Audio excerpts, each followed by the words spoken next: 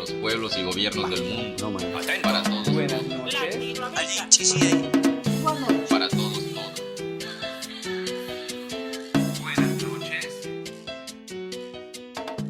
Una noche en Latinoamérica, una propuesta de la Asociación Unidos para Torre Latino, Radio Campus 106.6 FM.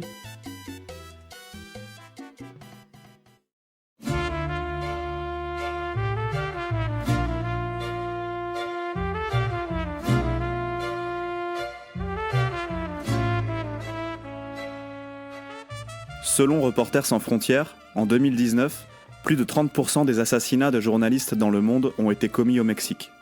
Si cette statistique en fait le pays le plus dangereux pour la presse, elle révèle surtout l'impunité quasi totale pour les commanditaires de ces assassinats, bien souvent liés au monde politique.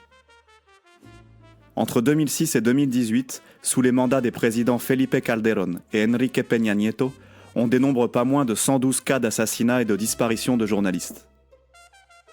Le gouvernement de gauche du président Andrés Manuel López Obrador a promis des réformes pour endiguer cette violence quotidienne, la corruption de l'État et protéger la presse dans ce pays classé au 144e rang au classement mondial de la liberté de la presse 2019, publié par RSF. Plus généralement, on constate que le continent américain est le théâtre d'une corruption et d'une violence institutionnelle dont les statistiques font froid dans le dos. Le Mexique, donc, mais aussi la Colombie, le Brésil ou encore le Honduras se distinguent comme les pays les plus meurtriers pour les professionnels de la presse, surtout quand ces derniers enquêtent sur les violations des droits de l'homme, le crime organisé, la corruption ou encore le narcotrafic. Cuba et le Venezuela sont également dans la ligne de mire concernant la pression exercée sur la presse indépendante. Rappelons qu'aucun des 6 pays cités n'est officiellement en guerre.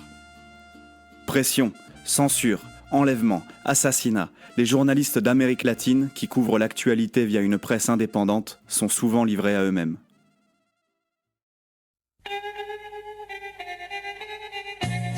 Una noche en Latinoamérica, Unidos y Torre Latino, para Radio Campus 106.6.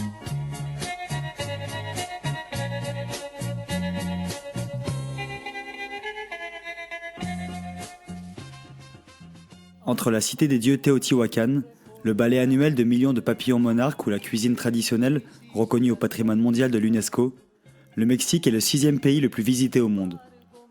Grand comme presque 4 fois la France, il compte 2 fois plus d'habitants. Il abrite plus de 10% de la biodiversité mondiale et en plus de l'espagnol, 68 langues indigènes sont reconnues comme langue nationale. Mais parmi toutes ces langues, l'une peine à se faire entendre, celle des journalistes. Et c'est tout simplement le 12e journaliste assassiné depuis le début de l'année. Muere asesinado en México el periodista Javier Valdez. Porque ya son 6 los periodistas asesinados en México en lo que va de este 2018.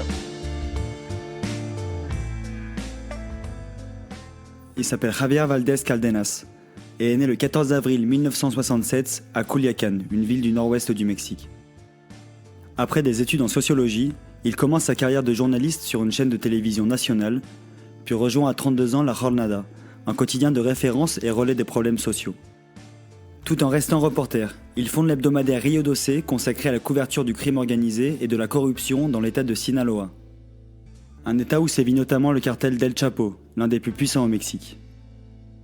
Passionné et engagé, particulièrement contre le narcotrafic, il est en parallèle correspondant de plusieurs médias internationaux, dont l'AFP, et écrivain.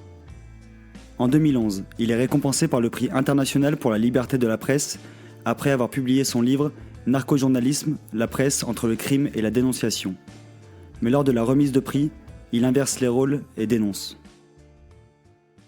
He sido periodista estos 21 años y nunca antes lo he sufrido y gozado con tanta intensidad. Je suis journaliste depuis 21 ans et je n'ai jamais souffert auparavant avec une telle intensité et avec autant de danger. À Culiacán, dans l'état de Sinaloa, c'est un danger d'être vivant. Et faire du journalisme, c'est marcher sur une ligne invisible dessinée par les méchants, ceux qui sont dans le narcotrafic et ceux qui sont au gouvernement sur un terrain rempli d'explosifs. C'est ce que la majorité du pays traverse. On doit prendre soin de tout et de tout le monde. Il n'y a ni solution, ni salut, et souvent personne vers qui se tourner. C'est pour cela qu'il est important de compter sur la famille et les amis, les journalistes et les médias, comme La Jornada, un quotidien duquel je suis correspondant, et l'hebdomadaire Río 12, que j'ai fondé. Dans mes livres, Mis Narco et Los Moros de los Narcos, je décris la tragédie dans laquelle le Mexique vit. Une tragédie dont nous devrions avoir honte. La jeunesse nous rappellera cela comme un temps de guerre. Elle a son ADN tatoué de balles, de fusils et de sang. C'est une manière de tuer notre lendemain. Nous sommes les assassins de notre propre futur.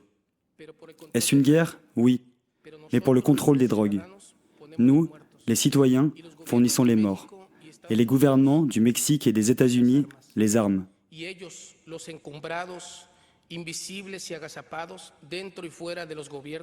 Eux, les éminents et invisibles, à l'extérieur et à l'intérieur des gouvernements, retirent les profits. Je dédie ce prix aux courageux journalistes, aux enfants et jeunes qui vivent une mort lente. Je préfère donner un visage et un nom aux victimes pour créer un portrait de ce triste et désespéré panorama, pour avancer à pas de géant et par les raccourcis à travers l'apocalypse, à la place de compter les morts et de les réduire à des chiffres. Ce prix est comme un phare à travers la tempête, un port à l'horizon. À Rio Doce, nous expérimentons une solitude macabre, parce que rien de ce que nous publions n'a d'écho ou de soutien, et cette désolation nous rend encore plus vulnérables. Malgré tout cela, avec vous et ce prix, je peux dire que j'ai un endroit où m'abriter et me sentir moins seul.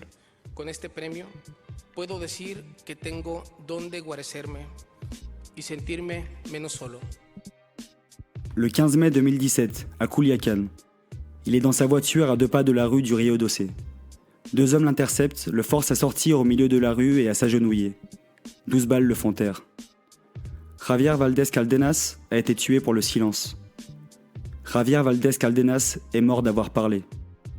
Le chauffeur des 2 hommes a été condamné en février dernier à près de 15 ans de prison. C'est un fait rare dans le pays où le meurtre de journalistes reste malheureusement souvent impuni. Plus de 100 journalistes ont été tués au Mexique depuis 2000. Les journalistes sont bâillonnés par l'autocensure et subissent les violences de problèmes sociétaux profonds. Entre les cartels, qui évoluent rapidement, et l'État, plus lent et miné par la corruption, ils sont pris entre 2 feux. Basta ya, crient les survivants. Ça suffit.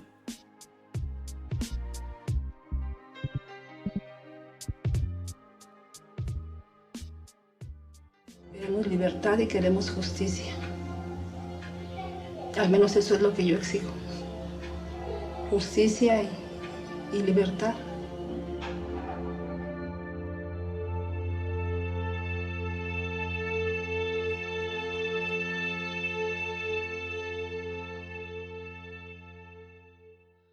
Una noche en Latinoamérica para Torre Latino y Radio Campus Lille et Dijon.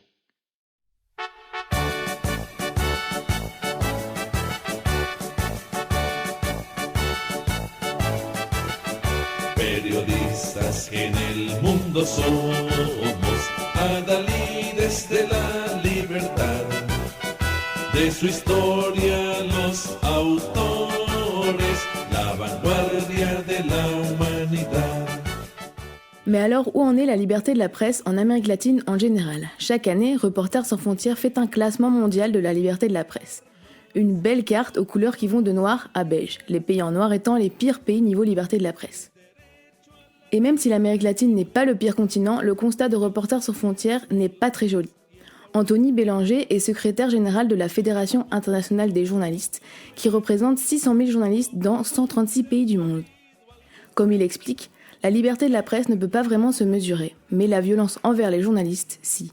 Alors, il est toujours difficile de parler globalement de liberté de la presse pour un continent entier, voire un très grand continent comme celui de l'Amérique latine, de l'Amérique centrale et des Caraïbes.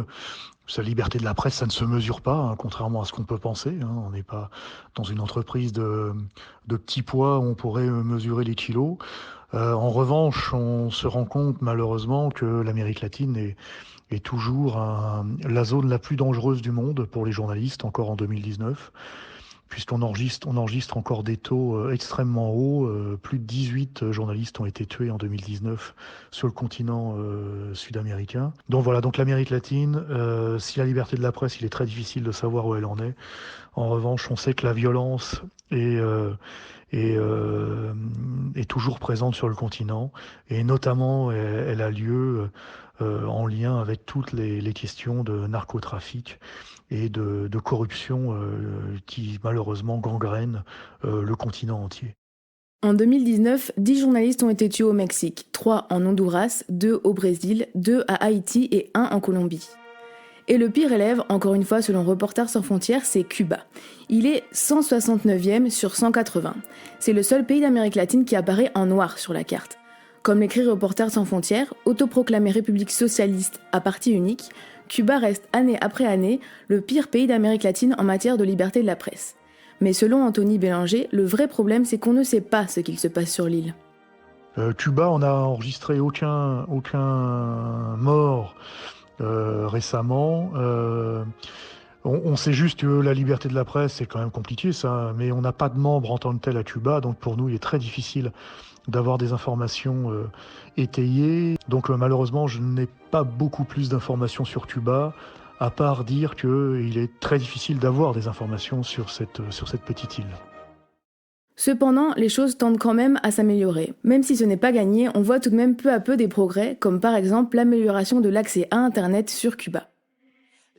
Un autre des mauvais élèves et qui a tendance à s'empirer depuis quelques temps, c'est le Venezuela, encore une fois selon Reporters sans frontières. Là-bas, pas d'espoir d'amélioration à l'horizon. Pour l'instant, la liberté de la presse a tendance à reculer. Le pays ne fait que régresser depuis 2014. Il faut dire que le président depuis 2013, Nicolás Maduro, s'attache à bien contrôler l'information et les médias. Et depuis quelques années, la répression s'est intensifiée. Violences contre les journalistes, arrestations arbitraires, exil, les journalistes indépendants sont devenus une vraie cible du gouvernement. Les autres pays dans le rouge sont nombreux. Bolivie, Nicaragua, Guatemala, Colombie, Honduras et forcément le Mexique. Mais pour Anthony, d'autres pays l'inquiètent aussi, comme par exemple le Brésil. Mais on a aussi malheureusement compté beaucoup plus de violence aussi au Brésil depuis l'arrivée du président Bolsonaro, et on se rend compte que c'est beaucoup plus compliqué pour les journalistes de faire leur travail. Dans un continent où la liberté de la presse est plutôt moyennement respectée, il y a tout de même 2 pays qui font office de meilleurs élèves, l'Uruguay, 19e, et le Suriname, 20e. Alors oui, ils ont l'air de 2 petits points perdus dans une vague de couleurs orange et rouge, mais il faut savoir souligner le positif. Alors le constat de la liberté de la presse n'est pas non plus tout noir, parce que selon l'UNESCO, on progresse un peu. 19 pays d'Amérique latine et des Caraïbes disposent de lois nationales relatives à la liberté d'information. Et dans cette liste, il y a notamment le Mexique, Honduras et le Nicaragua. Alors, au niveau juridique, les choses avancent, lentement certes, mais elles avancent. Le problème est plutôt de lier la théorie à la pratique.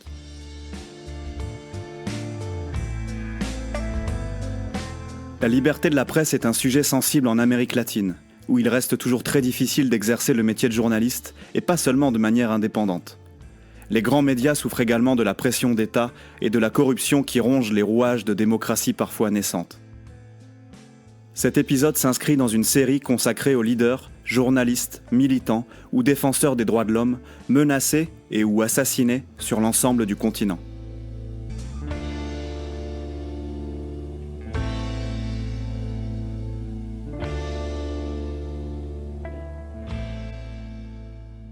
Retrouvez nos épisodes sur les militants écologistes, sur les défenseurs de la cause LGBT, ainsi que sur les leaders sociaux sur notre site internet www.asso-unidos.com, ainsi que sur l'ensemble des plateformes de téléchargement. N'oublions pas que les médias, quels qu'ils soient, sont à eux seuls un pouvoir appartenant souvent au peuple, un pouvoir qui dérange. Et comme l'a indiqué Paul Velázquez, un journaliste mexicain victime d'agressions à répétition, lors d'une conférence de presse le 6 février dernier, et dont l'objectif était de s'adresser au président Obrador, « Presidente, nos están matando. No lo olvide por favor, nos están matando. »